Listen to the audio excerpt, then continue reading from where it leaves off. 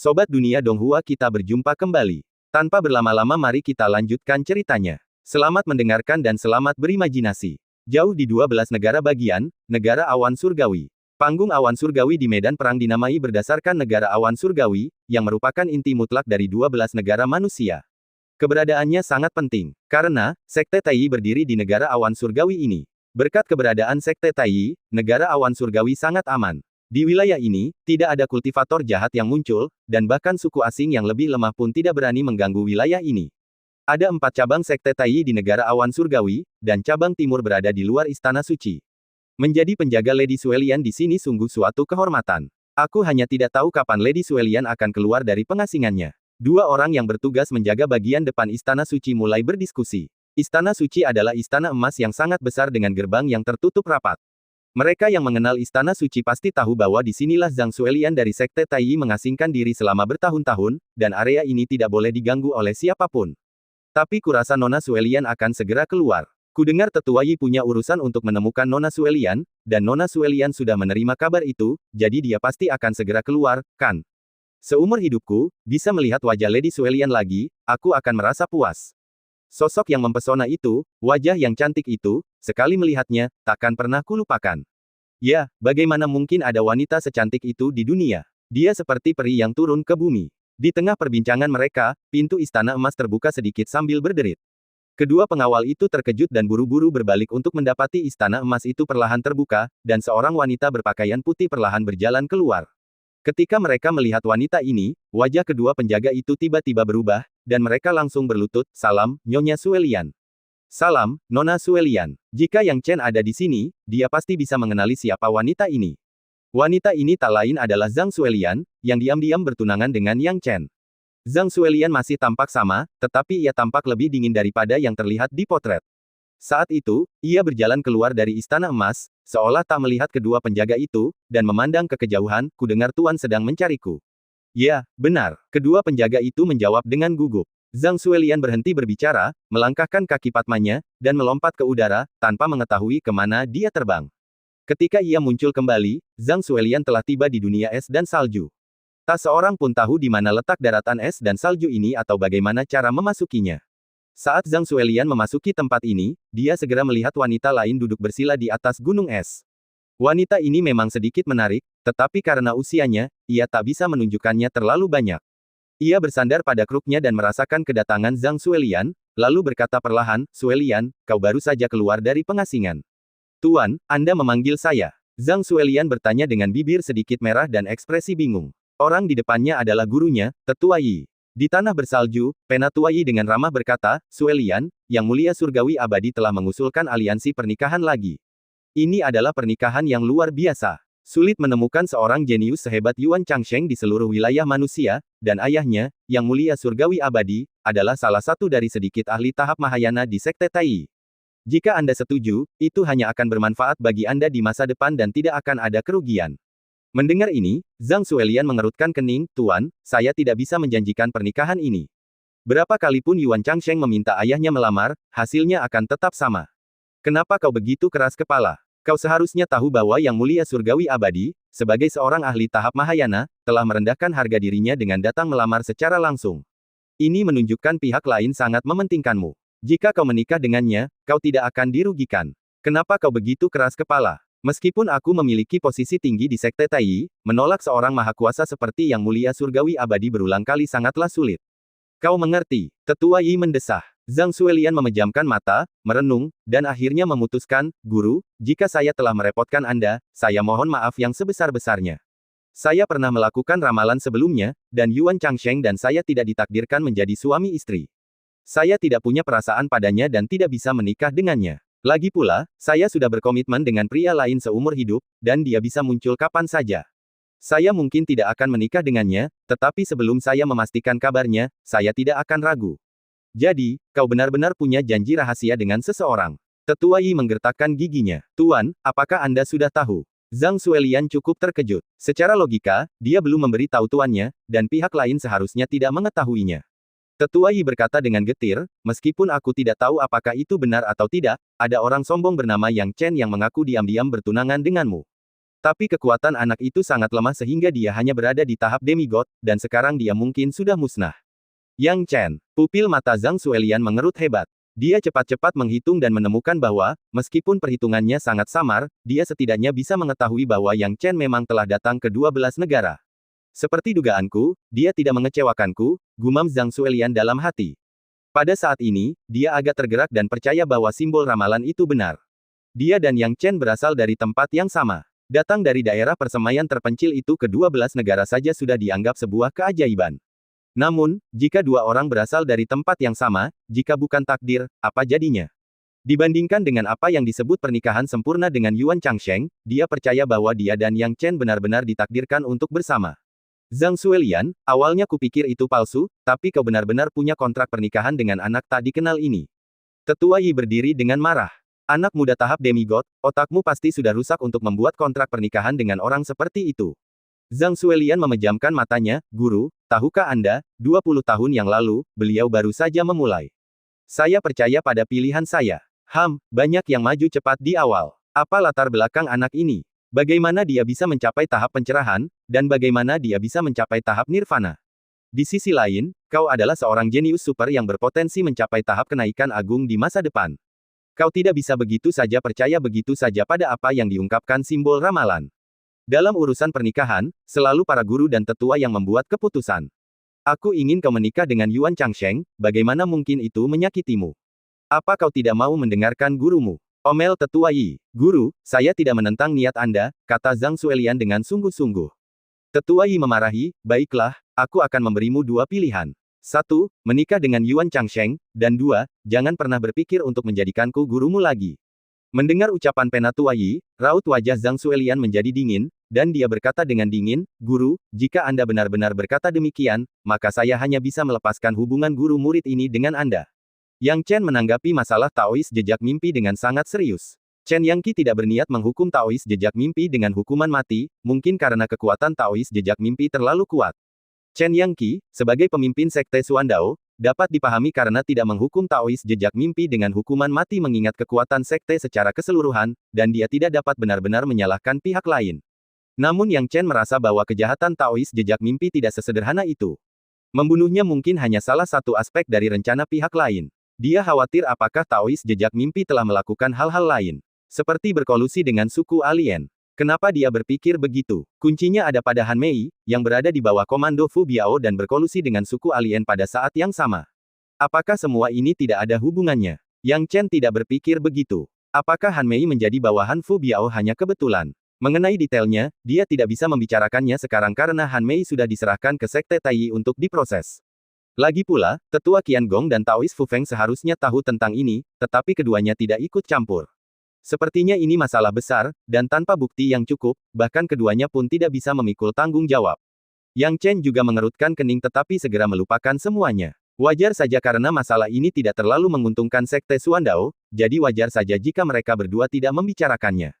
Kalaupun mereka membicarakannya, itu tidak baik untuk mereka, dan masalah ini mungkin tidak benar. Dengan itu, Yang Chen menggelengkan kepalanya, mengesampingkan masalah ini dan kembali ke kediamannya. Ketika tiba kembali di kediamannya, Yang Chen terlebih dahulu menyapa Gulius Hui sebelum memilih untuk berkultivasi secara tertutup. Berkat bahan-bahan yang dikumpulkannya, ia berencana untuk mencoba mengolah lapisan kedua murid ilahi Lingqi. Lapisan kedua ini merupakan hal yang cukup krusial baginya. Hari demi hari, Yang Chen menjalani kultivasi pintu tertutup selama sebulan. Gulius Hui berdiri di luar kediaman, memegang sebuah dokumen, dan berkata dengan kaget, jadi, begitu. Aku benar-benar tidak menyangka ini. Orang yang dicari Tuan Muda memang luar biasa. Mereka benar-benar bergabung dengan Sekte Taiyi. Ya, kami juga baru saja mendapat kabar. Orang yang datang dipenuhi rasa iri terhadap seluruh penghuni rumah, kudengar Tuan Muda Yang Chen akan segera menjadi murid pewaris sejati. Gulius Hui, aku sangat iri padamu. Kau akan segera pindah ke tempat baru. Namamu sekarang dikaitkan dengan seorang murid pewaris sejati. Nanti, pastikan untuk menjaga kami ketika ada kesempatan. Ya, Suster Lius Hui, jangan lupakan kami. Melihat rekan-rekan pembantunya yang juga sedang mengerjakan berbagai tugas, wajah Gulius Hui berubah canggung. Mereka adalah teman-teman yang ia jalin untuk mencari informasi, dan sekarang mereka semua berusaha untuk tetap dekat dengannya. Tentu saja, dia tidak mau repot-repot memperhatikan mereka dan mencari alasan untuk membubarkan mereka. Memikirkan seluruh proses ini, Gulius Hui merasa seperti sedang bermimpi. Dalam sekejap mata, Yang Chen telah menjadi murid pewaris sejati, dan dengan peningkatan status Yang Chen, statusnya pun secara alami ikut naik satu tingkat juga. Perasaan ini seolah-olah dia sedang bermimpi. Pada saat yang sama, Yang Chen juga secara bertahap membuka matanya di ruang kultivasi pintu tertutupnya. Dia tidak menyadari apa yang terjadi di luar, dan ketika dia membuka matanya, cahaya redup segera mulai beredar. Murid ilahi Lingqi, lapisan kedua. Dengan bisikan lembut dari Yang Chen, matanya mulai menjelajah. Efeknya memang bagus. Meskipun aku tidak punya waktu untuk mencari penyamaran untuk melatih mataku sekarang, efeknya jauh lebih baik daripada lapisan pertama. Hahaha. Selanjutnya, mari kita konsolidasikan wilayah. Setelah itu, ia menjalani kultivasi pintu tertutup selama sebulan lagi. Jika ini terjadi di masa lalu, ia tidak akan terburu-buru untuk menutup diri, tetapi sekarang situasinya berbeda. Ia telah memperoleh pil ilahi angsa yang mengejutkan, dan setelah alamnya stabil, ia dapat menerobos ke alam dewa sejati kapan saja. Begitu dia mencapai alam dewa sejati, dia akan memiliki sarana untuk menghadapi Hua Wanru. Dia menantikan hari itu, kapan saja. Baru setelah bulan kultivasi pintu tertutup ini dia keluar dari keadaan pintu tertutupnya. Begitu ia melangkah keluar, Yang Chen melihat Gulius Hui menunggu di luar. Melihat tatapan penuh harap di mata Gulius Hui, ia tahu Gulius Hui telah menunggunya cukup lama. Lius Hui, apakah ada sesuatu yang penting? Tanya Yang Chen bingung. Gulius Hui mengangguk dan meletakkan sebuah dokumen di depan Yang Chen. Tuan muda, Anda pernah mempercayakan saya untuk menyelidiki informasi orang ini. Dengan susah payah, akhirnya kami menemukan sesuatu. Yang Chen melihat informasi itu dan awalnya tidak terlalu memperhatikannya, tetapi setelah mengamati lebih dekat, pupil matanya menyusut tajam. Hua Wanru. Yang Chen bergumam pelan. Informasi ini tentang Hua Wanru. Ditulis dengan jelas bahwa Hua Wanru telah bergabung dengan Sekte Taiyi dan telah menjadi orang penting untuk dikultivasikan oleh Sekte Taiyi. Tuan muda, Hua Wanru ini sangat kuat, dia bergabung dengan Sekte Taiyi. Gulius Hui menarik napas dalam-dalam, tidak memahami hubungan antara Yang Chen dan Hua Wanru, dan berkedip. Yang Chen menarik napas dalam-dalam dan merasa sangat tersiksa. Menyelesaikan masalah dengan Hua Wanru saja sudah menjadi tugas yang sulit, dan kini, Hua Wanru dan Zhang Suelian tiba-tiba juga bergabung dengan Sekte Taiyi.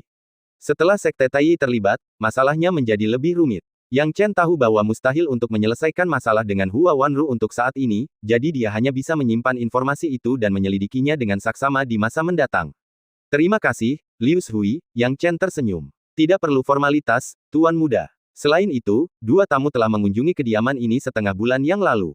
Mereka adalah teman Anda, jadi Lius Hui mengizinkan mereka masuk. Mereka saat ini sedang menunggu Tuan muda di dalam kediaman. Karena Anda sudah keluar, sebaiknya Anda pergi dan menemui mereka, kata Gulius Hui. Oh, tamu, siapa? Tanya Yang Chen. Ini murid inti Yin Yu dan murid pewaris sejati Zhang Min. Yin Yu adalah teman Tuan muda, selain Zhang Min, yang merupakan murid pewaris sejati, jadi aku. Gulius Hui merasa sedikit ragu apakah mengizinkan mereka masuk adalah hal yang benar atau tidak. Yang Chen berkata, jadi mereka berdua. Kalau begitu, tidak ada yang perlu dikhawatirkan, aku akan pergi menemui mereka sekarang. Gulius Hui menghela napas lega, meskipun dia merasa membiarkan keduanya masuk bukan masalah besar, dia merasa sedikit tidak pantas sesudahnya, tetapi untungnya, tidak terjadi apa-apa. Yang Chen, di sisi lain, penasaran dengan apa yang sedang dilakukan Yin Yu dan Zhang Min, jadi dia membongkar jiwa mereka dan segera menemukan lokasi mereka. Karena mereka bukan orang biasa, Yin Yu dan Zhang Min merasakan kedatangan Yang Chen tanpa menyembunyikan kehadirannya, dan mereka pun bangkit untuk menyambutnya. Selamat kepada Tuan Muda Yang Chen atas keberhasilannya meninggalkan kondisi tertutup. Melihat penampilan Tuan Muda yang segar, tampaknya kultivasi Anda memang telah mengalami kemajuan yang signifikan. Yin Yu dan Zhang Min tersenyum dan berbicara dengan lembut. Melihat kedua wanita itu bersama sebagai tamu, Yang Chen tak kuasa menahan diri untuk bertanya-tanya apa yang mereka inginkan. Ia menangkupkan tangannya dan berkata, kalian berdua terlalu baik. Ngomong-ngomong, apa yang membawa kalian berdua ke sini hari ini? Zhang Min dan Yin Yu tak bisa menahan perasaan bahwa Yang Chen agak kurang romantis. Lagi pula, ketika dua wanita cantik seperti mereka datang menemuinya, itu akan menjadi kehormatan besar bagi siapapun, jadi mengapa dia yang mulai menanyakan pertanyaan-pertanyaan ini terlebih dahulu?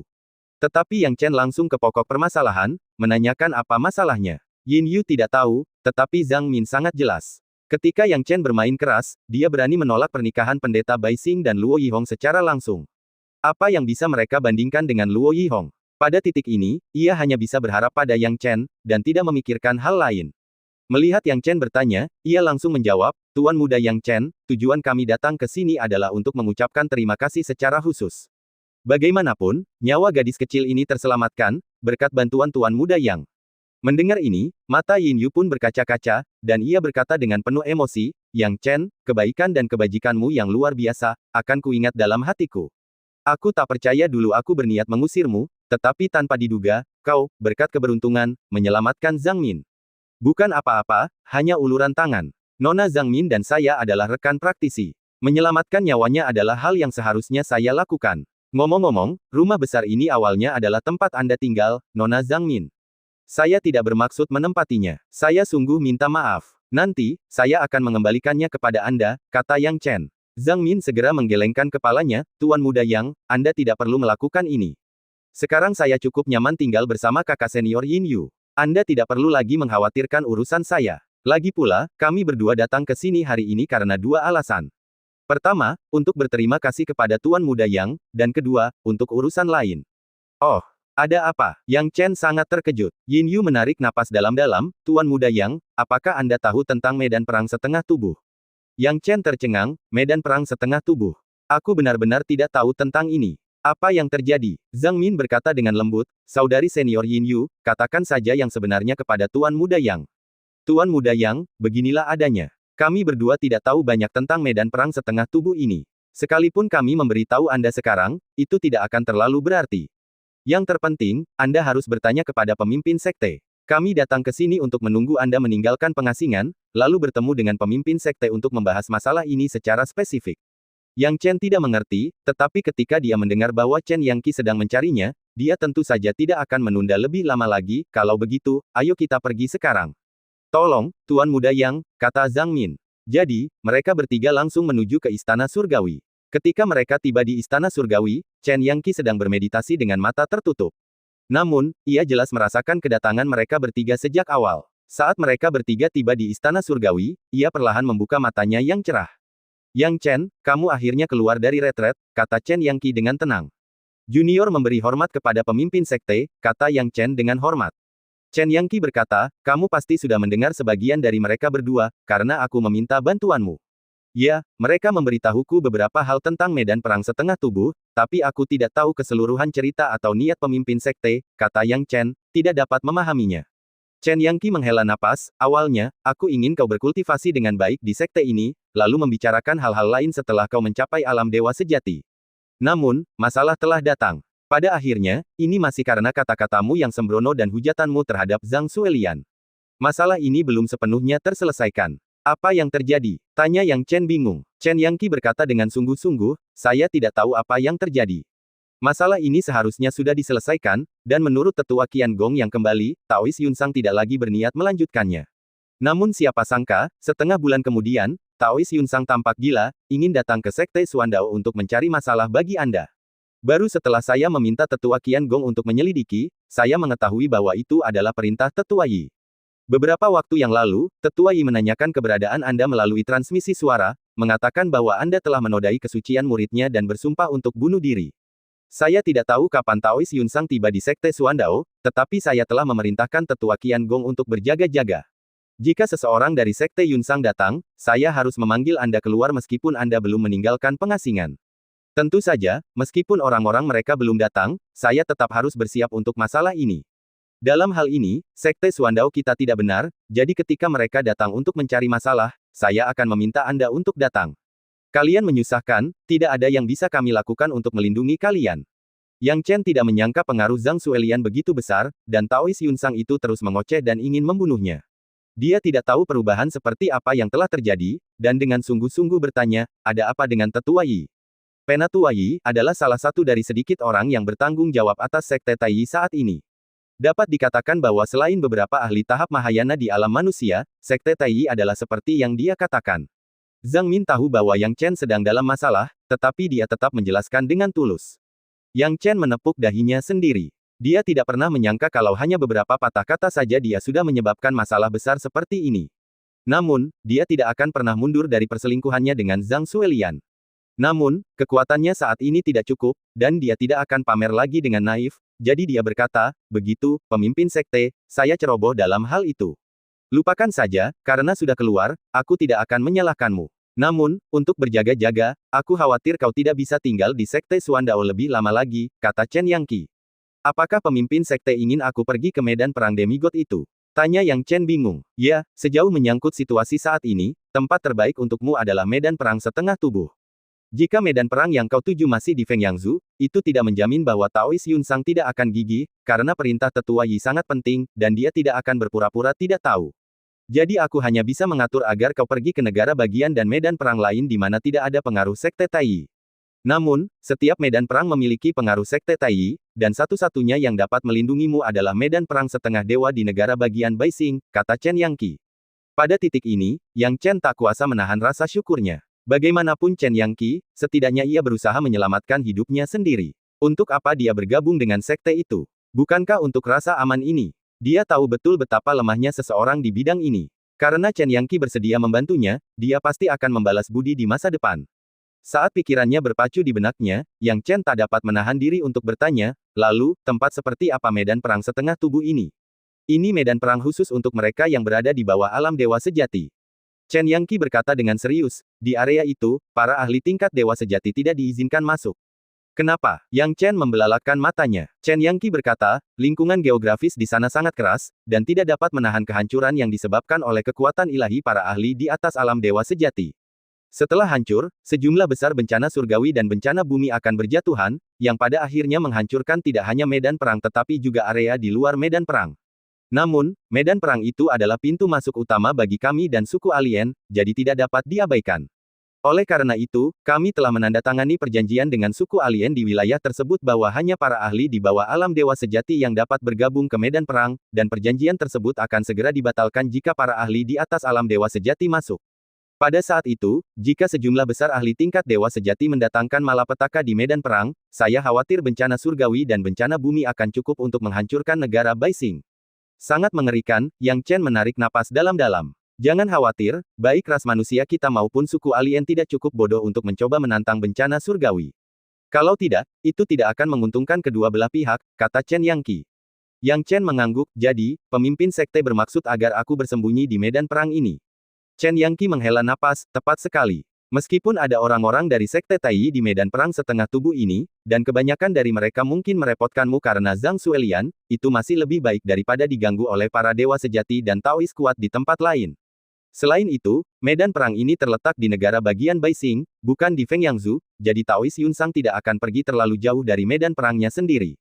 Begitu kau sampai di sana, kau akan jauh lebih aman. Aku mengerti. Yang Chen tiba-tiba mengerti. Chen Yangqi berkata, lagi pula, jika aku hanya mengatur agar kalian pergi sendiri, orang-orang dari sekte Tai akan berpikir aku sengaja melindungi kalian. Karena itu, aku akan mengatur agar Yin Yu dan Zhang Min pergi bersama kalian untuk menghindari kesepian dan, pada saat yang sama, berpura-pura bahwa kalian semua bersama-sama menjalankan tugas. Setelah mendengar kata-kata Chen Yangqi, Yang Chen pada dasarnya memahami sebagian besarnya. Namun, dia selalu merasa ada yang aneh pada satu kalimat. Menghindari kesepian. Bukankah Chen Yangqi menyarankan bahwa jika dia benar-benar kesepian, dia bisa mencari Yin Yu dan Zhang Min sebagai teman? Yang Chen tak kuasa menahan senyum masam, bertanya-tanya kemana Chen Yangqi akan membawa berita ini. Ia menggelengkan kepala tak berdaya, mungkin mengira Chen Yangqi kurang ajar karena bicara sembarangan tentang Zhang Suelian, jadi ia mengatur agar Zhang Min dan Yin Yu menemaninya. Baik Zhang Min maupun Yin Yu bukanlah orang bodoh. Mereka mungkin tahu niat Chen Yangqi, dan wajah mereka langsung memerah. Chen Yangqi tidak terlalu memikirkannya. Di matanya, Yang Chen hanyalah seorang pemuda dengan darah dan semangat yang kuat. Kalau tidak, ia tidak akan begitu naif memikirkan Zhang Suelian. Sekarang, mengatur dua gadis cantik seperti Yin Yu dan Zhang Min untuk menemaninya, jika dia benar-benar memiliki motif tersembunyi, mereka seharusnya bisa memuaskannya. Di matanya, Yin Yu dan Zhang Min memang pantas bersama Yang Chen. Lagi pula, mereka berasal dari sekte yang sama, dan Yang Chen memiliki bakat luar biasa, yang sungguh sempurna. Namun, kau tidak boleh gegabah di medan perang itu karena hanya ada satu medan perang demigod. Jadi, hampir semua kultivator tahap demigod elit dari semua kekuatan berkumpul di medan perang ini. Bahkan 10 tokoh teratas dari daftar naga jongkok dan daftar Phoenix muda mungkin ada di antara mereka. Ada begitu banyak talenta berkumpul di sana sehingga bahkan dengan bakatmu yang luar biasa, kau tidak boleh gegabah. Chen Yangqi memperingatkan lagi. Tanpa perlu berpikir panjang, Yang Chen tahu bahwa medan perang demigod tidak akan mudah. Pasti ada banyak karakter tangguh yang tersembunyi di sana. Mengenai 10 besar daftar naga jongkok, ia cukup jelas tentang kekuatan mereka, karena bahkan orang sekuat He Yiming pun tidak mencapai 10 besar. Kapan kita harus berangkat? Tanya Yang Chen. Jika kau tidak terburu-buru, bersiaplah untuk 1 atau 2 hari. Ketika tetua Qiangong melihat Taois Yunsang telah meninggalkan medan perang dan menuju sekte Suandao kita, aku akan meminta Fu Feng membawamu ke negara bagian Baixing semalaman. Setelah badai ini berlalu, atau ketika kau telah mengukir nama di medan perang demigod sehingga bahkan sekte Taiyi pun tak dapat membantahmu, kau boleh kembali, kata Chen Yangqi. Karena penasaran, Zhang Min dan Yin Yu tidak dapat menahan diri untuk bertanya, apa artinya membuat nama untuk diri sendiri. Karena mereka harus menemani Yang Chen sebagai pengawalnya melawan kesepian, mereka tidak dapat menolak misi yang diberikan langsung oleh pemimpin sekte ini. Tentu saja, mereka juga harus menanyakan tujuan seperti apa yang ingin dicapai Yang Chen. Setidaknya kamu harus mencapai 3 besar dalam daftar Crouching Dragon dan mempertahankan posisi itu untuk beberapa waktu, desah Chen Yangqi. 3 teratas dalam daftar naga jongkok, bagaimana mungkin? Zhang Min dan Yin Yu tidak bisa menahan diri untuk menelan ludah dengan gugup. Sekalipun mereka percaya pada Yang Chen, berapa banyak kultivator setengah dewa super jenius yang berkumpul di medan perang setengah dewa. Karena hanya ada sedikit orang di daftar naga jongkok, masuk ke 10 besar tidaklah sulit, tetapi mempertahankan posisi di 10 besar tidaklah mudah. Dapat dikatakan bahwa sebagian besar orang hanya berhasil melewati 10 besar, tetapi segera tersingkir karena persaingannya terlalu ketat. 3 teratas berada pada level yang benar-benar berbeda. Persaingan dalam daftar Crouching Dragon jauh lebih ketat daripada persaingan dalam daftar Yang Phoenix. Mempertahankan posisi 3 besar yang stabil sambil tetap menghabiskan poin prestasi hampir sama sulitnya dengan naik ke surga. Bahkan murid inti Sekte Taiyi pun tidak dapat menjamin prestasi seperti itu. Yang Chen tidak merasakan hal tertentu tentang hal itu dan bertanya, jadi, hanya peringkat stabil di 3 besar daftar naga jongkok. Setelah kau stabil di 3 besar daftar naga jongkok, dengan prestasimu yang luar biasa, Sekte Taiyi tidak akan berani menyentuhmu. Kalau tidak, mereka akan melanggar aturan prestasi. Kau orang yang berjasa, tidak ada sekte yang berani menyinggungmu secara langsung. Chen Yangqi berkata dengan dingin, saat itu, siapapun yang berani menindasmu, sekte Suandao ku akan menjadi pendukungmu. Mendengar ini, Yang Chen menjawab dengan tegas. Awalnya, ia tidak menganggap serius jasa-jasa tersebut, tetapi setelah mendengarkan hal ini, ia bertekad untuk mengerahkan segenap kemampuannya. Ia benar-benar perlu mendapatkan nilai dari jasa-jasa tersebut. Zhang Min, Yin Yu, tugas kalian adalah menemani Yang Chen dan membantunya. Jika kalian berhasil menyelesaikan tugas, aku akan memberi kalian sejumlah besar poin kontribusi sebagai hadiah, instruksi Chen Yangqi. Zhang Min dan Yin Yu saling berpandangan, wajah mereka memerah. Mereka bilang mereka membantu, tapi terus terang saja, bukankah mereka hanya ada di sana untuk digoda Yang Chen? Yin Yu merasa canggung, tetapi Zhang Min tidak keberatan dan malah merasa sedikit gembira di dalam hati. Setelah semuanya beres, mereka mengajukan beberapa pertanyaan lagi tentang medan perang demigod, dan Yang Chen kembali ke kediamannya untuk menunggu perintah keberangkatan. Selama beberapa hari berikutnya, Yang Chen tampak tak berdaya, tetapi ia meluangkan waktu untuk mempersiapkan diri dengan matang. Lagi pula, tidak ada ruang untuk kelalaian dalam hal pergi ke medan perang demigod. Akhirnya, seperti yang diprediksi Chen Yangqi, Taois Yunsang, yang terikat oleh perintah tetua Yi, benar-benar meninggalkan medan perang asal dan langsung menuju sekte Suandao. Setelah melihat Taois Yunsang telah meninggalkan medan perang, tetua Qiangong segera memberi tahu Chen Yangqi melalui metode transmisi suara. Chen Yangqi kemudian memerintahkan Fu Feng Daois untuk membawa Yang Chen dan 2 gadis Zhang Min dan Yin Yu pergi dari sekte Suandao semalaman. Segera setelah Taois Fu Feng pergi bersama Yang Chen, berita tentang Taois Yunsang yang menyebabkan keributan di sekte Suandao atas perintah tetua Yi menyebar ke seluruh Fengyangzhou. Setengah bulan kemudian, Taois Fu Feng, dengan tangan di punggungnya, menunduk dan berkata, setelah menyeberangi sungai ini, di depan adalah negara bagian Baixing.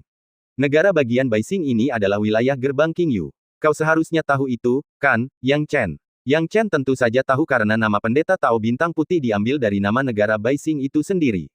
Yang Chen, sebaiknya kau berhati-hati saat tiba di negara bagian Baixing. Di medan perang demigod, orang-orang dari gerbang Qingyu adalah yang paling banyak. Karena kau menolak bergabung dengan Taois Bintang Putih, aku khawatir gerbang Qingyu tidak akan memperlakukanmu sebagai teman. Taois Fu Feng tampak sedih. Bagaimana mungkin Yang Chen dengan keras kepala menolak Taois Bintang Putih? Sekarang Yang Chen punya masalah di kedua sisi. Yang Chen tahu bahwa ia mungkin tidak akan bisa berteman dengan Taois Bintang Putih di masa depan, tetapi ia tidak bisa berbuat apa-apa. Ia tidak bisa begitu saja menikahi Luo Yihong dalam keadaan linglung. Setibanya di negara bagian Baixing, rombongan tidak lagi sesantai di Fengyangzhou. Bagaimanapun, ini adalah wilayah gerbang Qingyu, dan mereka harus lebih berhati-hati. Untungnya, mereka tidak menemui masalah apapun di sepanjang jalan, dan mereka dengan lancar tiba di sekitar medan perang demigod. Dari kejauhan, orang bisa mengamati medan perang demigod, karena Yang Chen dan 3 orang lainnya melihat area luas berisi asap serigala dan kabut hitam dari jarak jauh dan bertanya kepada Guru Fu Feng tentang hal itu. Menurut Master Fu Feng, tempat dengan asap serigala dan kabut hitam adalah medan perang demigod. Asap serigala yang mengepul yang Anda lihat dengan mata telanjang sebenarnya menggambarkan kerasnya lingkungan medan perang demigod. Di medan perang setengah tubuh, Anda tidak dapat melihat langit, dan sulit membedakan siang dari malam, bahkan lingkungan sekitar. Tidak ada bencana langit dan bumi berskala besar, tetapi beberapa bencana berskala kecil masih ada. Jika Anda tidak hati-hati, ada cukup banyak orang yang tewas dalam bencana berskala kecil ini, jelas Master Fu Feng. Zhang Min dan Yin Yu memandang ke arah asap serigala yang luas dengan rasa takut di hati mereka. Bukan karena mereka pengecut, tetapi karena mereka bisa merasakan bahaya dari tindakan itu. Yang Chen juga terpengaruh, tetapi dia tetap lebih tenang dibandingkan sebelumnya. Kita hampir sampai, gumam Guru Fu Feng. Begitu kata-katanya terucap, beberapa aura muncul entah dari mana, diikuti oleh sekelompok ahli tingkat dewa sejati. Aku ingin tahu apakah senior yang terhormat itu adalah Penatua Fu Feng dari Sekte Xuandao. Setelah melihat Master Fu Feng yang memimpin, para ahli tingkat dewa sejati bertanya dengan hormat. Guru Fu Feng berkata, ini aku. Penatua Fu Feng, medan perang demigod sudah di depan mata, dan mengingat situasinya, kau tak bisa melangkah lebih jauh lagi. Aku yakin kau mengerti aturannya. Jika kau terus maju, kami para junior harus menghadapimu, kata beberapa ahli tingkat dewa sejati. Aku tidak butuh pengingatmu. Aku tahu aturannya. Aku di sini untuk mengirim para junior ini. Ketiga orang ini, aku ingin mengirim mereka ke medan perang demigod. Kau harus mendaftarkan mereka dan memastikan mereka memasuki lingkup pengaruh Sekte Xuandaoku, kata Master Fu Feng. Baiklah, seorang ahli alam dewa sejati ragu untuk berbicara. Master Fu Feng memperhatikan detailnya dan menyipitkan matanya, apa maksudmu? Dia tahu betul bahwa dia harus mengklarifikasi semuanya sekarang. Selagi dia masih di sini, dia bisa mengurus Yang Chen dan yang lainnya, tetapi begitu dia pergi, dia tidak akan bisa membantu mereka sama sekali. Para ahli tingkat dewa sejati saling berpandangan, lalu berkata dengan canggung, Penatua Fu Feng, aku khawatir apa yang harus kami sampaikan kepadamu akan membuatmu marah, tetapi faktanya, Sekte Xuandao sudah tidak memiliki pengaruh lagi di medan perang demigod. Bagaimana mungkin? Aku ingat ada sekitar 200 murid Sekte Xuandao yang ditempatkan di sini, dan seharusnya ada beberapa master tingkat demigod juga, balas Master Fu Feng. Penatua Fu Feng, saya rasa Anda mungkin lupa. Sudah puluhan tahun sejak Sekte Xuandao mengirim orang-orang baru ke medan perang ini. Selama puluhan tahun itu, banyak perubahan telah terjadi. Suku-suku asing telah membentuk aliansi dan berperang hebat dengan manusia beberapa dekade yang lalu. Berbagai kekuatan besar menderita kerugian besar, dan kemampuan tempur Sekte Xuandao hampir musnah. Yang tersisa kembali atau tidak dapat membentuk lingkaran baru dan bertempur sendirian, ahli alam dewa sejati itu menjelaskan dengan canggung. Mendengar ini, Guru Fu Feng merasakan sakit kepala. Itulah masalahnya dengan medan perang demigod. Jika itu medan perang lain, para tetua bisa membentuk lingkaran pengaruh untuk memastikan kesejahteraan faksi mereka. Namun, medan perang demigod penuh dengan anak muda. Ahli tingkat demigod mana yang rela pergi ke sana setelah mencapai usia tertentu? Kekuatan Sekte Xuandao jauh lebih rendah dibanding kekuatan lainnya, dan kini mereka telah kehilangan pijakan, yang secara langsung menyebabkan kelemahan mereka di medan perang demigod. Melihat ekspresi tidak senang Guru Fu Feng, para ahli tingkat dewa sejati bertanya, Penatua Fu Feng, apakah Anda masih ingin mengatur agar ketiga orang ini pergi ke medan perang demigod? Apa kau meragukan tekadku dan Sekte Xuandao? Hanya saja tidak ada tempat tinggal. Yang Chen, masuklah, kata Master Fu Feng dengan marah. Yang Chen tampak malu, karena ia telah mendengar percakapan itu dengan jelas. Tanpa dukungan dari lingkaran itu berarti mereka akan menghadapi kesulitan yang tak berdaya begitu memasuki medan perang demigod. Master Fu Feng menanganinya dengan ringan dengan langsung menyuruh mereka masuk, dan menyerahkan situasi sulit itu kepada mereka. Tentu saja, Yang Chen juga tahu bahwa tidak ada jalan untuk kembali. Sesulit apapun kondisi di depan, ia harus menghadapinya dengan gigih. Ikuti aku, kata seorang pria besar dan tegap yang memimpin jalan. Yang Chen dan 2 orang lainnya mengikuti di belakang. Tuan Fu Feng tahu bahwa mereka bertiga kemungkinan akan menghadapi masalah, tetapi ia tak bisa berbuat apa-apa. Ia hanya bisa melihat mereka pergi, lalu memilih untuk kembali sendirian. Sebagai seorang ahli dewa sejati, pria tegap itu hanya bisa memimpin mereka setengah jalan. Ketika ia memimpin ketiganya ke tepi area luas yang dipenuhi kabut hitam dan asap serigala, ia berhenti, lalu menyelimuti dirinya dengan ki sejati, bersiul beberapa kali, lalu berhenti. Yang Chen dan yang lainnya tidak banyak bertanya, hanya melihat-lihat.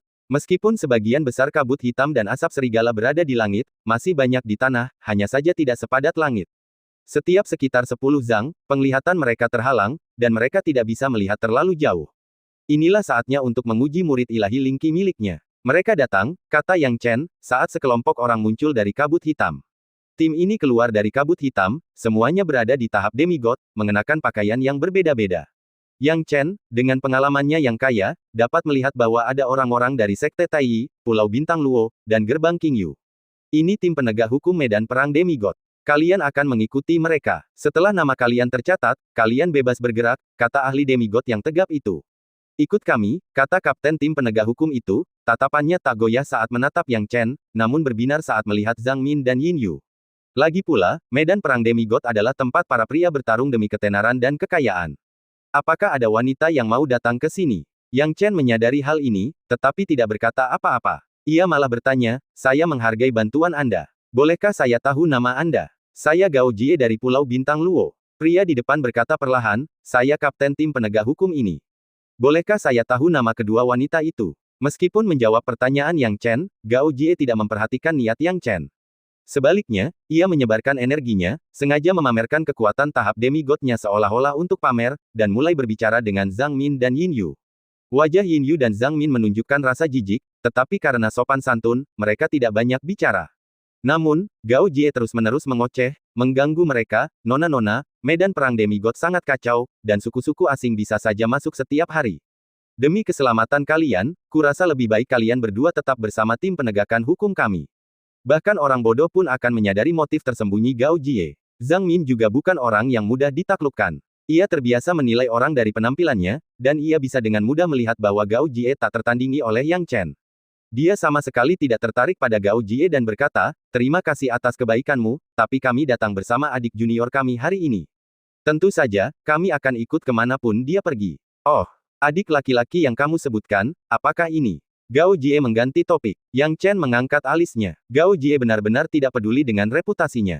Sebagai kapten tim penegakan hukum, awalnya ia mengabaikan Yang Chen, tetapi sekarang ia akhirnya menunjukkannya. Tampaknya medan perang demigod bahkan lebih tidak patuh hukum daripada yang dibayangkannya. Semakin kacau, semakin mudah baginya untuk bangkit. Sekarang, dia perlu membuat nama untuk dirinya sendiri di medan perang demigod, dan itu adalah pilihan terbaiknya. Kapten, namanya Yang Chen. Seseorang di dekatnya tertawa patuh. Saudara Yang Chen, izinkan saya menyarankan sesuatu. Malam ini, biarkan adik-adik juniormu menginap di tempat kami. Jangan khawatir, kami juga akan menyediakan akomodasi untukmu. Meskipun agak kumuh, lumayan juga untuk mencari tempat menginap di medan perang ini. Saya rasa saudara Yang Chen tidak akan terlalu keberatan, kan? Setelah percakapan berakhir, Gao Jie meletakkan tangannya di bahu Yang Chen, mencoba menyalurkan ki sejatinya. Yang Chen dapat merasakan niat Gao Jie dan mengguncang bahunya dengan keras, menggagalkan rencana Gao Jie. Pupil mata Gao Jie mengerut. Ada banyak sekali demigod kuat dari luar, tetapi di medan perang demigod, bahkan naga pun harus melingkar dan harimau pun harus berjongkok, begitulah aturannya. Itu karena medan perang ini mengumpulkan banyak sekali pembangkit tenaga listrik tahap demigod. Perbedaannya sangat besar antara satu demigod dan yang lainnya, bahkan di medan perang ini. Demigod yang lemah tidak bisa menimbulkan gelombang, sementara demigod yang kuat bisa diikuti oleh banyak demigod. Kesenjangan kekuatan akan terlihat jelas di medan perang ini. Karena alasan inilah ia bisa menjadi kapten tim penegakan hukum. Ia memiliki kekuatan untuk bertahan di medan perang ini. Itulah sebabnya dia mencoba memberi pelajaran kecil kepada para pendatang baru. Namun, dia gagal ketika berhadapan dengan Yang Chen.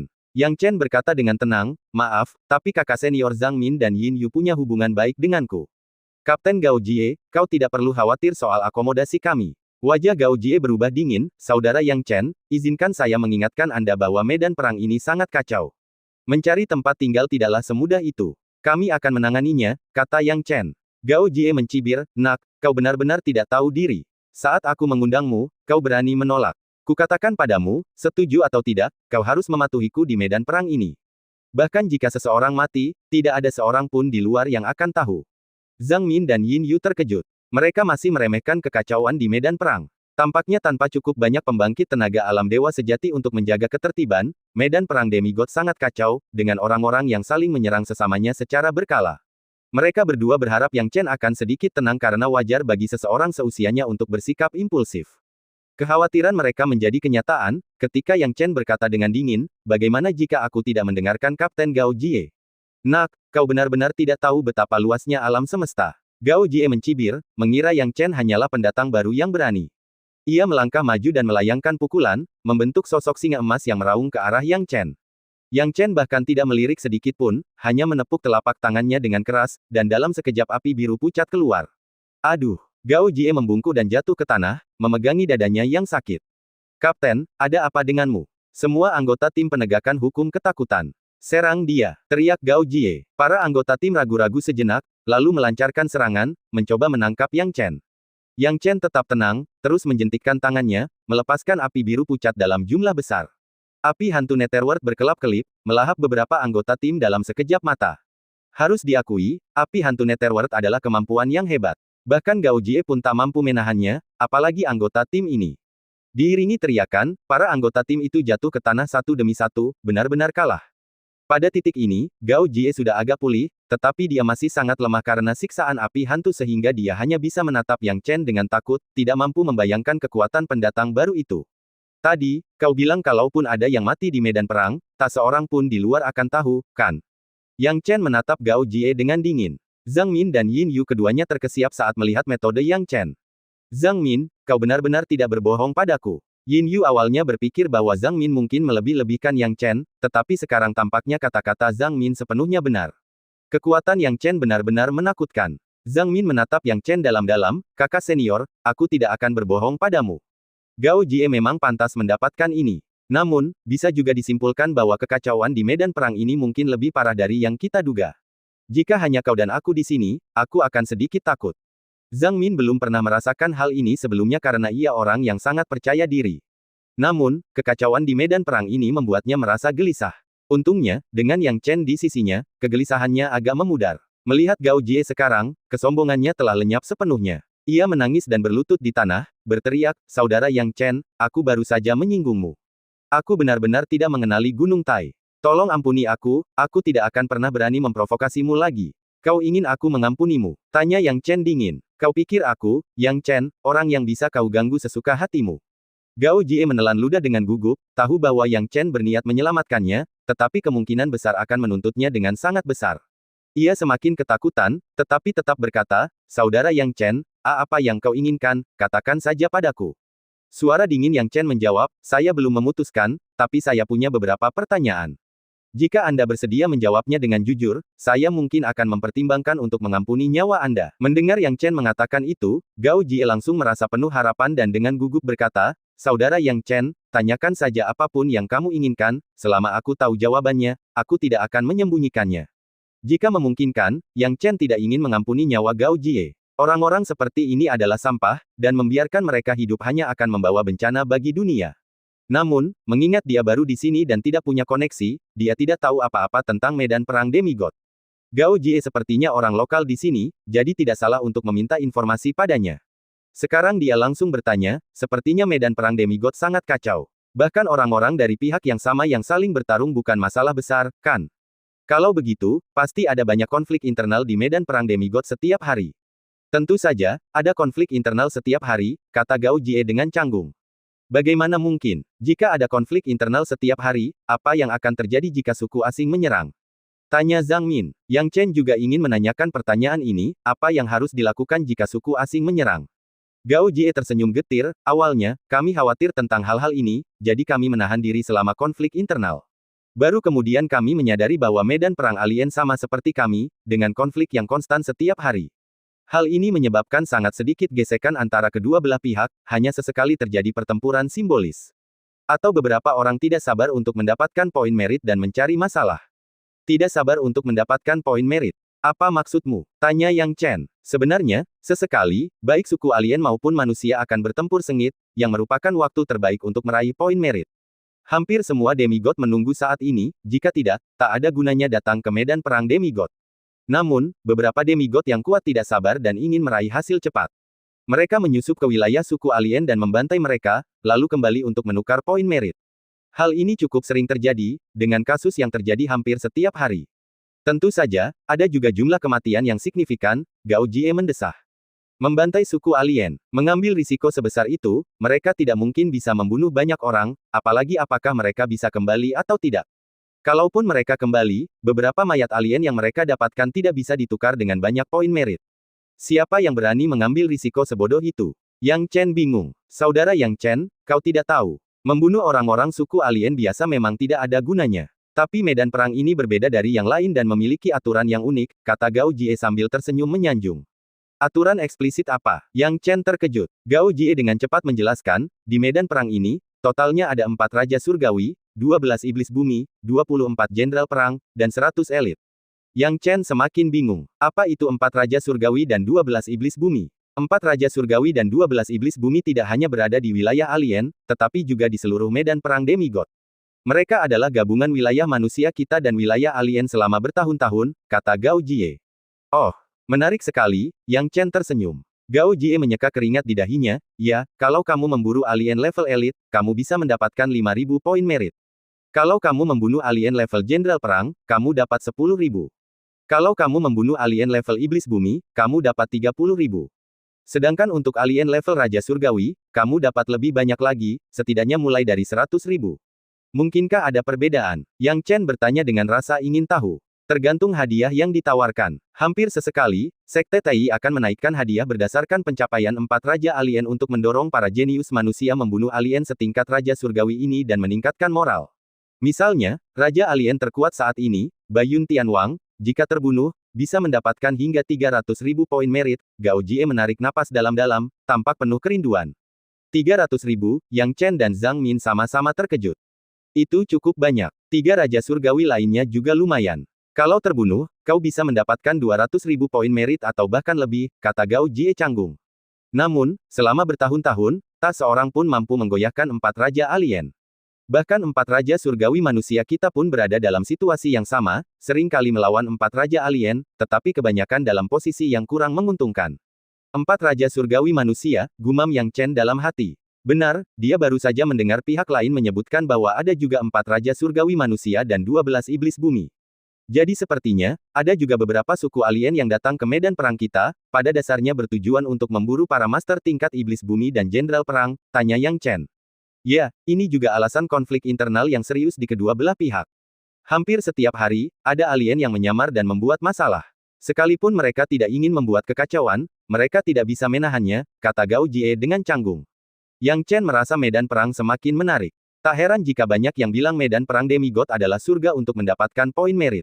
Sepertinya memang begitu. Dengan pemahaman dasar tentang lingkungan, ia melanjutkan, apa tugas tim penegakan hukum Anda?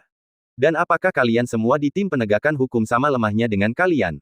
Gao Jie tersenyum getir, saudara Yang Chen, sejujurnya, kami anggota tim penegakan hukum mungkin tidak sekuat 100 elit di medan perang demigod ini, tetapi kami juga ahli tingkat atas di bawah 100 elit. Bagaimana kau bisa membandingkan kami dengan kelemahan? Kau saja yang terlalu kuat. Zhang Min dan Yin Yu tidak dapat menahan senyum ketika mendengar ini. Yang Chen mengangkat bahu, baiklah, tidak perlu menyanjungku. Apa tujuan tim penegakan hukummu? Terus terang, tim penegakan hukum bertanggung jawab atas tugas-tugas yang tidak penting, seperti menggantungkan hadiah, mendaftarkan pendatang baru, dan sebagainya. Kami melakukan pekerjaan yang bebas risiko, pada dasarnya memberikan bantuan tempur. Tapi kami hampir tidak bisa mendapatkan poin merit, jadi seiring waktu, kami juga mulai memiliki beberapa ide yang tidak masuk akal, kata Gao Jie sambil tersenyum canggung. Ekspresi Yang Chen dingin, kalau begitu, lebih baik kita hentikan basa-basinya dan bantu kami mendaftar dulu. Baiklah, segera, Gao Jie bangkit, berguling dan merangkak. Meskipun Yang Chen tidak melakukan apa-apa lagi, amarahnya sudah tidak ada lagi. Pendaftaran sebenarnya merupakan serangkaian prosedur yang tidak menarik yang diselesaikan dengan cepat dengan bantuan Gao Jie. Setelah itu, Yang Chen mengajukan beberapa pertanyaan lagi mengenai suku asing tersebut sebelum dia merasa lebih atau kurang puas.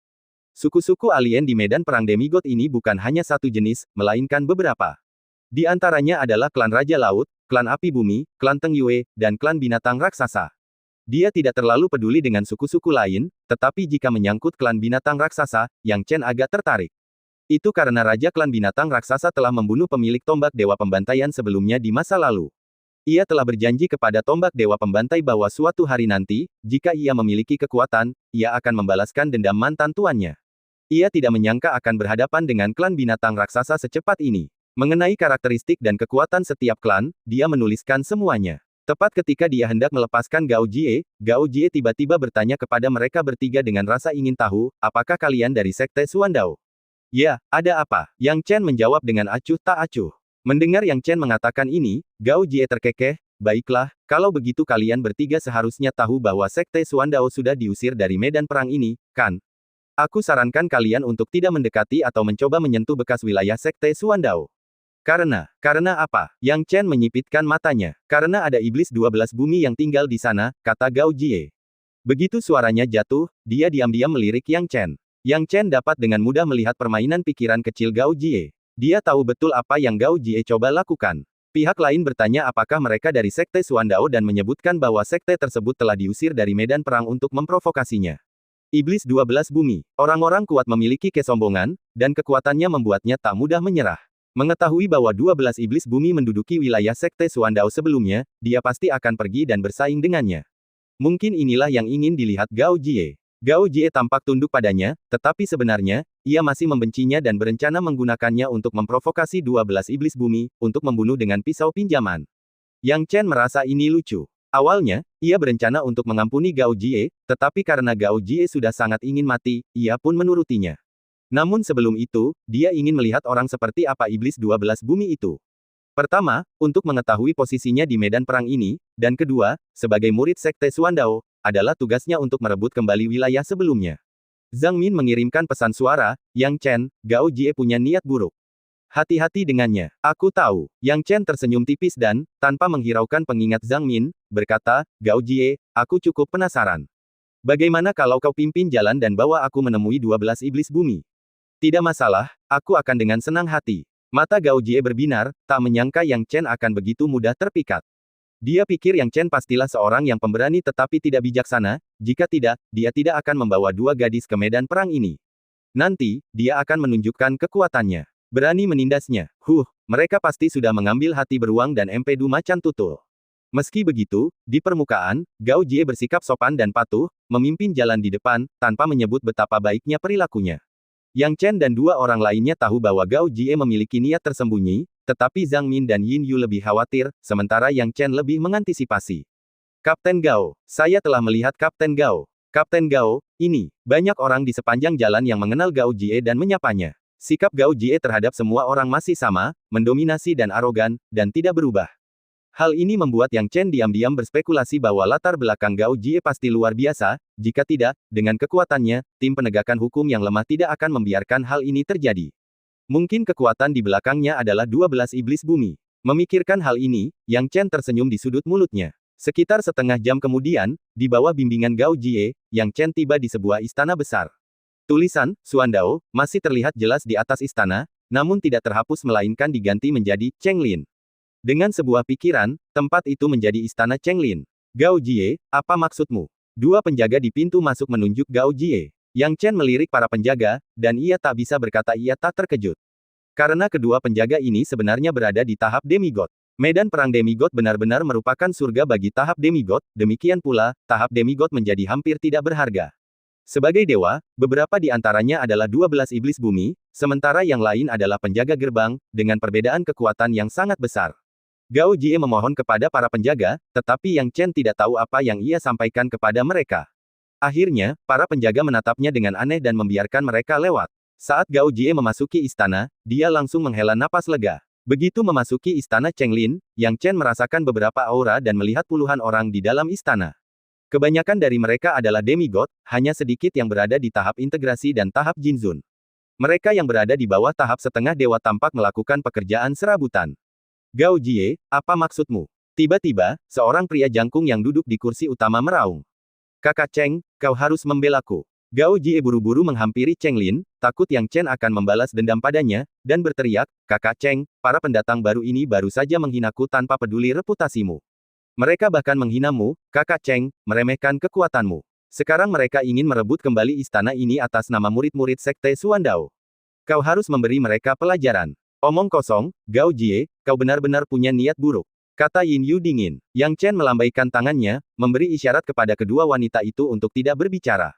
Gadis-gadis cantik sekali, Chenglin menjilat bibirnya. Semua orang di istana tertawa jahat, jelas mereka sedang merencanakan sesuatu yang jahat. Kebanyakan dari mereka memandang Yin Yu dan Zhang Min dengan niat jahat, karena sudah lama tidak bertemu seorang wanita. Yang Chen menghela napas dalam-dalam. Sepertinya pemimpin sekte Chen Yangqi tidak tahu banyak tentang lingkungan medan perang demigod. Kalau tidak, dia tidak akan mengirim dua wanita ke sini. Wanita berada dalam posisi yang sangat tidak menguntungkan di medan perang demigod. Tanpa latar belakang yang kuat, mereka bisa dinodai kapan saja. Gao Jie, aku sudah lama melihat niat jahatmu. Ternyata Cheng Lin ini yang menjadi penyokongmu. Yang Chen berkata dengan tenang, kalau begitu, mari kita selesaikan masalah ini di sini. Sebagai murid Sekte Suandao, sudah menjadi kewajibanku untuk merebut kembali wilayah asal. Cheng Lin yang semula terpukau dengan kecantikan Yin Yu dan Zhang Min, tersadar oleh perkataan Yang Chen. Dia mengira Yang Chen akan takut dan malu, lalu dialah yang akan berbicara liar. Namun sekarang, yang terjadi adalah sebaliknya. Ada begitu banyak ahli di aula mereka, tetapi Yang Chen masih bisa berbicara dengan tenang. Apakah ada yang salah dengan kepala anak itu? Setelah hening sejenak, hahaha, ini lucu banget. Aku belum pernah lihat orang senaif ini. Apa sih yang ada di kepala anak ini? Ini pertama kalinya aku melihat orang yang begitu naif.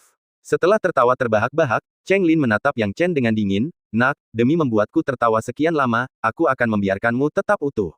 Sedangkan untuk kedua gadis itu, hehe, aku akan menikmatinya untukmu.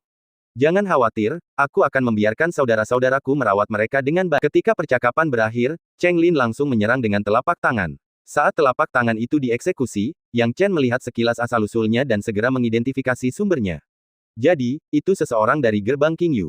Yang Chen sedikit lebih mengerti sekarang. Apa yang digunakan Cheng Lin bukanlah teknik telapak tangan biasa, melainkan teknik ketiga dari segel telapak gaya 4 reinkarnasi, segel kebebasan. Yang Chen sangat menyadari kekuatan segel kebebasan, dan justru karena ia memahaminya, ia tahu cara melindungi diri darinya. Dia mengangkat tangannya, dan sejumlah besar api 3 kali lipat lahir di pangkalnya, membentuk dinding dengan kecepatan yang luar biasa cepat, dengan mudah menghalangi segel kebebasan untuk mencapainya. Dulu, saat masih di periode integrasi, ia mampu menangkis segel kebebasan yang dilontarkan oleh jenius teratas gerbang King Yu dengan kekuatannya yang luar biasa. Kini setelah mencapai tahap demigod, bertahan melawannya menjadi lebih mudah. Tentu saja, sebagai salah satu dari 12 roh jahat bumi, kemampuan Cheng Lin tidak diragukan lagi jauh lebih kuat daripada Zhang Fu, tetapi kekuatan Yang Chen sendiri telah meningkat lebih dari 2 kali lipat sejak dia berhadapan dengan Zhang Fu. Melihat Yang Chen mampu menangkis serangannya dengan begitu mudah, Cheng Lin tak kuasa menahan keterkejutannya. Ia berkata, anak ini punya triknya sendiri. Aku tak mau membuang-buang tenaga. Kalian juga harus ikut. Mendengar ini, para demigod di samping langsung bergerak dan beraksi, mencoba mengepung Yang Chen. Zhang Min dan Yin Yu tampak sedikit panik dan berteriak, Tuan muda Yang Chen, mereka terlalu banyak. Kita harus pergi dulu. Tidak perlu. Yang Chen menghentakkan kakinya, dan api hantu Netherworld membentuk domain untuk melindunginya. Saat domain Dale meluas, kekuatan puluhan demigod yang awalnya menyerang berkurang 90%, sehingga hanya tersisa 10%. Sisanya yang 10% berdiri di sana, goyah dan hampir roboh. Dibandingkan dengan mereka, Cheng Lin, sebagai salah satu dari 12 roh jahat bumi, memiliki beberapa kemampuan. Saat berdiri di sana, ia hanya merasa pusing sesaat sebelum pulih dengan cepat. Nak, teknik macam apa ini? Teriak Cheng Lin. Zhang Min dan Yin Yu sama-sama tercengang sambil menarik napas dalam-dalam. Kekalahan Yang Chen atas beberapa demigod beberapa saat sebelumnya sudah mengejutkan mereka, dan sekarang, ia telah dengan mudah mengalahkan puluhan demigod dalam sekejap.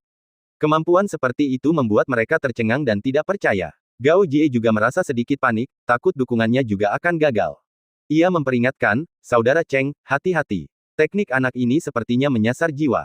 Jangan remehkan dia. Karena Yang Chen semakin mahir menggunakan api hantu Netherworld, tentu saja ia tidak akan melepaskan teknik berharga tersebut. Setelah berurusan dengan para demigod lainnya, ia segera mengubah kabut api hantu Netherworld menjadi pedang tajam, yang kemudian menebas Cheng Lin dengan suara mendesing. Cheng Lin bereaksi cepat dan menghindar. Yang Chen mengangkat alisnya, Cheng Lin bukan orang biasa. Sepertinya api hantu Netherworld tidak akan berhasil dengan mudah.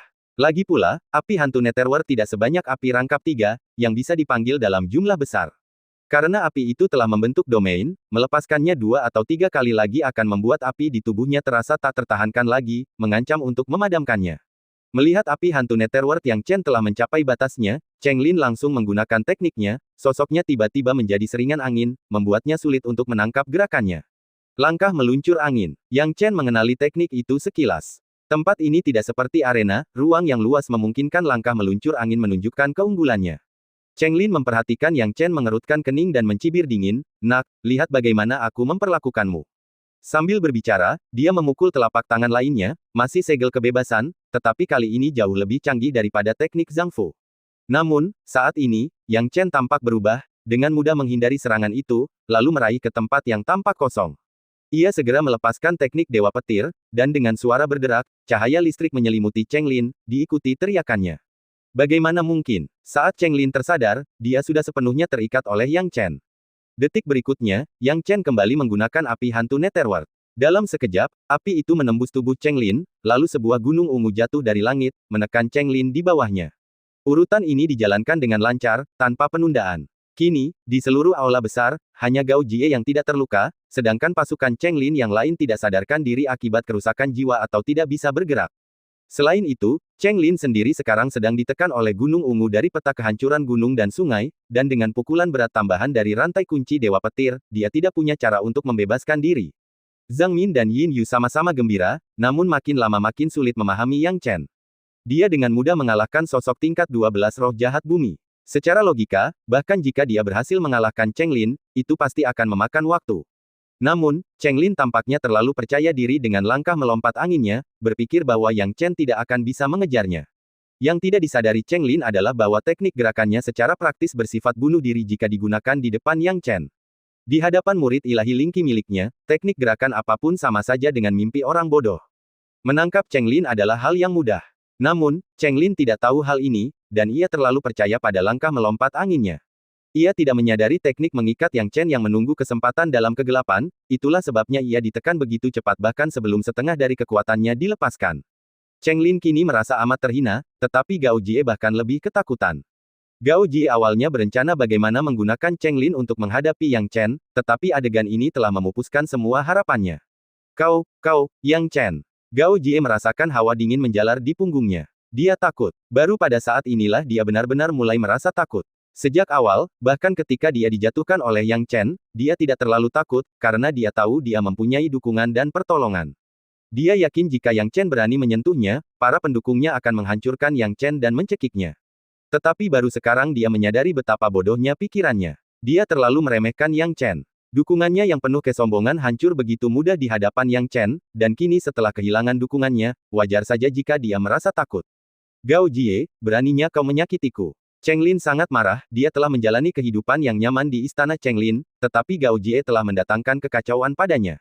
Tatapan Yang Chen kini tertuju pada Gao Jie, aku sudah memperingatkanmu untuk tidak bermain trik di depanku. Tapi sepertinya kau tidak mengindahkan kata-kataku. Aku berniat mengampunimu, tapi kau tidak menghargainya. Kalau begitu, kau tidak bisa menyalahkanku karena bersikap kejam. Gao Jie tak punya jalan keluar dan memohon dengan ketakutan, Yang Chen, aku tahu aku salah, sungguh. Tolong ampuni aku tak akan pernah melawanmu lagi. Yang Chen tak berniat menunjukkan belas kasihan kali ini. Api hantu Netherworld yang misterius muncul entah dari mana, seketika membuat Gao Jie tak berdaya sementara tiga api melahapnya dari udara. Zhang Min dan Yin Yu, yang menyaksikan nasib Gao Jie, tidak merasa kasihan. Bagaimanapun, Yang Chen telah memberinya kesempatan untuk hidup, tetapi Gao Jie tidak menghargainya. Dengan cepat, di bawah selubung api tiga, Gao Jie berubah menjadi abu. Yang Chen tahu tidak ada ruang untuk belas kasihan di medan perang ini. Setelah berurusan dengan Gao Jie, ia mengalihkan pandangannya ke para dewa tak jauh dari sana. Para penguasa setengah dewa semua mundur ketakutan. Api Yang Chen begitu dahsyat sehingga mereka tidak tahu bagaimana cara melawan. Melihat para master setengah dewa tidak berniat bertarung, Yang Chen memilih untuk tidak melanjutkan omelannya. Namun, murid ilahi Lingqinya tiba-tiba berputar, dan ia menemukan sesuatu yang menarik. Apa ini? Bayangan di mata Yang Chen tiba-tiba berubah menjadi sosok seseorang dari suku alien. Sederhananya, murid ilahi Lingqinya mampu menembus penyamaran seseorang. Salah satu demigod adalah seseorang yang menyamar dari suku alien, kemungkinan besar dari klan binatang raksasa berdasarkan ciri-cirinya. Aneh, anggota klan binatang raksasa seharusnya sangat besar. Mungkinkah mereka memiliki kemampuan untuk mengecilkan tubuh mereka? Yang Chen terkejut, tetapi di permukaan, ia tetap tenang dan tidak menunjukkan tanda-tanda menemukan apapun. Tentu saja, dia tidak akan mengabaikannya. Dia sudah diam-diam mencatat alien yang baru saja dia kagetkan. Jika bukan karena murid ilahi Lingqinya, mustahil untuk mendeteksi penyamaran alien itu. Kini, ia mengalihkan pandangannya ke arah Cheng Lin, yang selama ini ia tekan dengan gunung ungu. Dibandingkan dengan Gao Jie, Cheng Lin lebih berani. Awalnya, ia bersikap tidak sopan, tetapi sekarang, ia tidak menunjukkan tanda-tanda menyerah. Cheng Lin menggertakkan giginya, Yang Chen, jangan berasumsi aku akan memohon belas kasihan seperti Gao Jie. Aku mungkin bukan orang yang hebat, tapi aku sudah menerima kekalahan. Lakukan apapun yang kau mau, bunuh atau kuliti aku tidak akan pernah memohon belas kasihan. Yang Chen menyeringai mendengar ini, benarkah? Ketika percakapan berakhir, seberkas api muncul dan perlahan mendekati Cheng Lin. Pupil mata Cheng Lin mengecil, rasa takut memenuhi hatinya, dan tubuhnya gemetar. Ia ingin sekali memohon belas kasihan, tetapi harga dirinya mengalahkan rasa takut itu, membuatnya menggigit dan menahan diri untuk tidak memohon belas kasihan. Para Master Demigod di sekitar mereka hanya penonton. Melihat Cheng Lin hampir kehilangan nyawanya, tak satu pun dari mereka menawarkan bantuan. Yang Chen benar-benar terkejut. Ia tak menyangka Cheng Lin tak akan memohon belas kasihan. Kehilangan minat untuk melakukan tindakan lebih lanjut, dia melambaikan tangannya untuk menyingkirkan gunung ungu, melepaskan Cheng Lin. Adegan ini membuat Cheng Lin tercengang, tak percaya dengan apa yang baru saja dilakukan Yang Chen. Apa maksudmu? Apakah Yang Chen benar-benar membiarkannya pergi? Yang Chen berkata dengan wajar, kenapa, seaneh itu? Cheng Lin tak bisa menyangkal keterkejutannya. Ia menggertakkan giginya, apa maumu? Tidak banyak. Kalau kau benar-benar seperti Gao Jie, mungkin aku sudah membunuhmu. Orang-orang sepertimu yang tak segan-segan memohon belas kasihan berlutut saat menghadapi kesulitan hanyalah sampah yang bisa dengan mudah menjadi pion bagi suku-suku asing di medan perang. Tak perlu menunjukkan belas kasihan saat membunuh mereka. Tapi aku tak menyangka kau punya nyali. Sayang sekali membunuhmu. Lagi pula, kita tidak pernah punya dendam yang nyata. Semua ini gara-gara Gao Jie sejak awal, kata Yang Chen santai. Kata-katanya memang benar. Setelah membunuh Gao Jie, tidak ada dendam yang nyata antara dia dan Cheng Lin, jadi Cheng Lin tidak perlu dibasmi sepenuhnya. Cheng Lin terkejut dan tak bisa memahami semua yang ada di depannya. Apa kau tidak takut setelah melepaskanku, aku masih akan mengejarmu. Kau seharusnya tahu bahwa aku kalah darimu tadi karena aku tidak mengerti taktikmu. Kalau kita bertarung lagi, masih belum pasti siapa yang akan menang. Zhang Min dan Yin Yu juga terkejut dengan pikiran Yang Chen, tidak tahu apa yang sedang direncanakannya. Siapapun bisa tahu bahwa Cheng Lin tidak mudah dihadapi. Yang Chen hanya tersenyum tipis, jika kamu benar-benar ingin bergerak, aku tidak akan menghentikanmu. Karena dia berani melepaskan Cheng Lin, itu berarti dia punya kepercayaan diri untuk menghadapinya. Namun, dia tidak mengatakannya dengan lantang. Cheng Lin menatap tajam ke arah Yang Chen, dan permusuhan di matanya berangsur-angsur memudar. Saya berencana mengganti nama istana Cheng Lin. Karena awalnya merupakan bagian dari sekte Suandao saya, sudah sepantasnya saya mengambilnya kembali. Jika Anda mau, Anda bisa pergi kapan saja. Jika Anda memilih untuk tetap tinggal, masih banyak ruang di istana untuk lebih banyak orang, kata Yang Chen dengan tenang. Mendengar ini, Cheng Lin tersadar, namamu Yang Chen. Benar, jawab Yang Chen. Cheng Lin membungkuk hormat, Yang Chen, aku, Cheng Lin, tidak pernah tunduk kepada siapapun. 4 Raja Surgawi telah mencoba merekrutku berkali-kali, tetapi aku selalu menolak mereka. Namun, hari ini kau mengalahkanku dan menyelamatkan nyawaku. Aku berutang budi padamu. Mulai sekarang, aku bersedia tinggal di istana Cheng Lin, bukan, istana Suandao, di bawah komandomu, sepenuhnya patuh padamu. Pada saat inilah Zhang Min dan Yin Yu menyadari bahwa Yang Chen sedang mencoba untuk memenangkan hati orang-orang. Memang ini adalah niat Yang Chen, tapi bedanya, ia membiarkan Cheng Lin memilih sendiri. Cheng Lin membuat pilihannya pada saat terakhir, memutuskan untuk berpihak pada Yang Chen. Baiklah, kata Yang Chen perlahan, Cheng Lin, medan perang demigod sangat luas, dan aku akan membutuhkan kekuatanmu di masa depan. Tenang saja, selama kau mengikutiku, aku tidak akan mengecewakanmu. Ya, Cheng Lin setuju dengan sungguh-sungguh. Kau, ganti nama istananya kembali. Baik, kakak Cheng, seseorang di bawah menarik napas dalam-dalam. Mereka tidak tahu siapa Yang Chen, tetapi beberapa patah kata darinya meyakinkan Cheng Lin untuk tunduk sepenuhnya. Cheng Lin tersenyum patuh saat ini, kakak, aku ingin tahu siapakah Dewa Abadi dari Sekte Suandao. Aku belum pernah mendengar tentangmu sebelumnya. Gelar kakak besar, jelas-jelas memperlakukan Yang Chen sebagai bos. Yang Chen tidak tahu bagaimana menjelaskannya, jadi dia memperkenalkan dirinya secara singkat. Dengan perkenalan seperti itu, mata Cheng Lin melebar saat dia menatap Yang Chen dengan tak percaya, tunggu, kamu Yang Chen yang menolak kakak senior Luo. Itu aku, kata Yang Chen perlahan. Memangnya kenapa? Apa kau keberatan? Dia tidak terkejut dengan reaksi Cheng Lin karena dia berasal dari gerbang King Yu. Menolak Suster Luo, apa yang terjadi? Yin Yu belum pernah mendengar tentang ini sebelumnya dan bertanya pada Zhang Min. Mendengar itu, pipi Zhang Min sedikit memerah, tidak tahu apakah itu karena kegembiraan atau hal lain, dan menjelaskan masalahnya. Yin Yu menarik napas dalam-dalam, apa ada yang salah dengan kepala anak ini? Lamaran pernikahan yang begitu bagus, tapi dia menolaknya. Pantas saja aku selalu mendengar orang bilang dia tidak menghormati Zhang Suelian. Jadi, begitulah awalnya. Dia hanya menolaknya dan bahkan menggunakan Zhang Suelian sebagai tameng. Apa yang bisa kau lakukan? Berapa banyak wanita di dunia ini yang bisa dibandingkan dengan Luo Yihong? Bahkan dengan lentera, kau tak akan menemukannya. Sudah diketahui umum bahwa satu-satunya yang bisa membuat Taois bintang putih dengan tulus mengakui kekalahan adalah Zhang Suelian. Desakan Yang Chen pada Zhang Suelian saat itu tidak masuk akal, kata Zhang Min. Yin Yu menggelengkan kepalanya, aku penasaran apa yang ada di pikiran anak ini sampai-sampai dia bahkan tidak menyukai Luo Yihong. Aku mulai ragu apakah dia bisa melihat nilai dalam diri kita berdua. Apa yang kau bicarakan? Apa maksudmu dengan melihat nilai atau tidak? Tanya Zhang Min lembut, pipinya semakin memerah. Aduh, lihat dirimu, wajahmu merah. Yin Yu terkikik, apakah kamu pikir orang lain tidak bisa menebak apa yang ada di pikiranmu? Pada saat ini, Yang Chen juga bertanya kepada Cheng Lin, oh, orang-orang di sekte Anda punya banyak pendapat tentang saya. Baiklah, kakak, sejujurnya, kau bukan orang biasa. Menolak saudari Luo adalah sesuatu yang diimpikan banyak orang. Aku mengagumimu 100 kali lipat karenanya. Namun, karena kejadian ini, kabar telah menyebar ke seluruh gerbang King Yu, dan bahkan aku mendengarnya di medan perang demigod. Aku tidak tahu berapa banyak orang yang ingin bertemu denganmu. Cheng Lin berkata dengan senyum pahit, kakak, kau harus lebih berhati-hati. Gerbang King Yu kita memiliki orang terbanyak di medan perang, terutama salah satu dari 4 Raja Surgawi, Chen Ji, yang merupakan jenius nomor 1 gerbang King Yu kita di bawah alam dewa sejati. Sebelum saudari Luo memasuki alam dewa sejati, dia mengejarnya dengan gila-gilaan. Kudengar dia sudah mencarimu cukup lama. Sepertinya dia ingin membuat masalah. Yang Chen berkata dengan kesal, aku sudah menolak Luo Yihong, seharusnya dia senang. Kenapa dia malah mencari masalah denganku? Yah, aku tidak tahu soal itu, kata Cheng Lin canggung. Yang Chen mendesah dalam hatinya. Ini benar-benar merepotkan, tidak hanya menyinggung sekte Tai tetapi juga gerbang King Yu sekaligus. Cheng Lin, ikut aku. Yang Chen memberi isyarat pada Cheng Lin. Baik, kakak tertua, teriak Cheng Lin. Yang Chen tahu apa maksudnya dan berputar mengelilingi istana menuju pemandangan taman belakang. Kakak, ada apa? Tanya Cheng Lin. Bibir Yang Chen bergerak sedikit, tidak tahu apa yang dia katakan kepada Cheng Lin. Dengan cara ini, saat Yang Chen memasuki medan perang, waktu perlahan berlalu. Kiprahnya di medan perang demigod tidaklah singkat, tetapi ketenaran Yang Chen menyebar dengan cepat.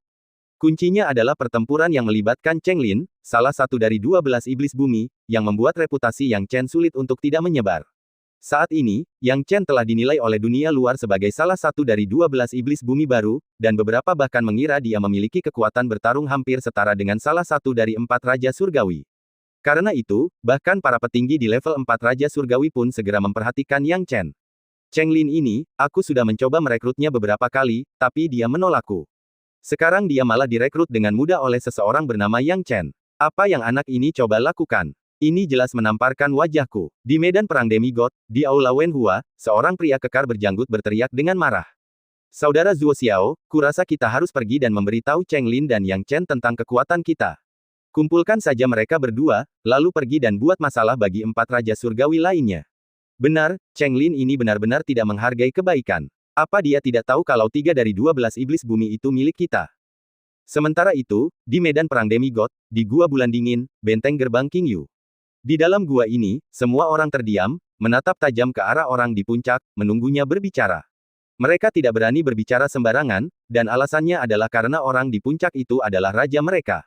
Selama dia tidak berbicara, tidak akan ada seorang pun yang berani berbicara sembarangan.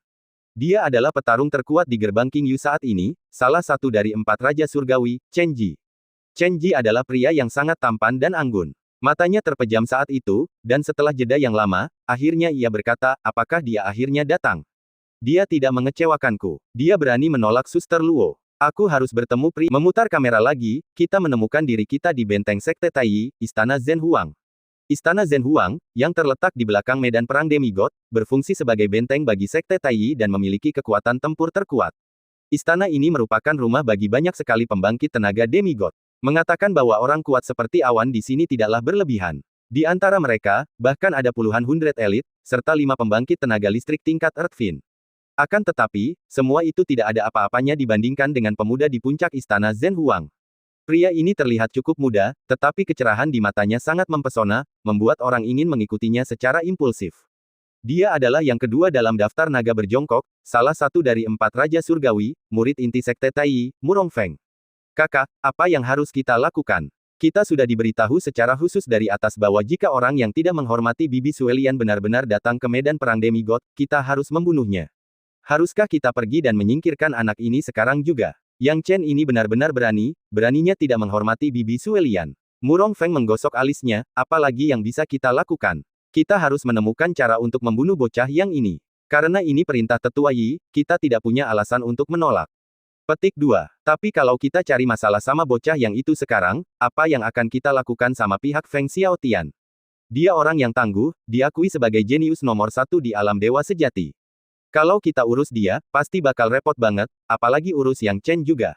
Diam, dikenali siapa? Di depan saudara Murong, Feng Xiaotian itu cuma bisa jadi nomor 2.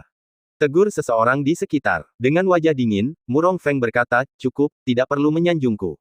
Feng Xiaotian sekarang adalah yang pertama dalam daftar naga jongkok, dan reputasinya lebih tinggi dariku, dan aku tidak punya apa-apa untuk dikatakan. Mereka yang menolak mengakui inferioritas mereka pasti akan berakhir sebagai sampah.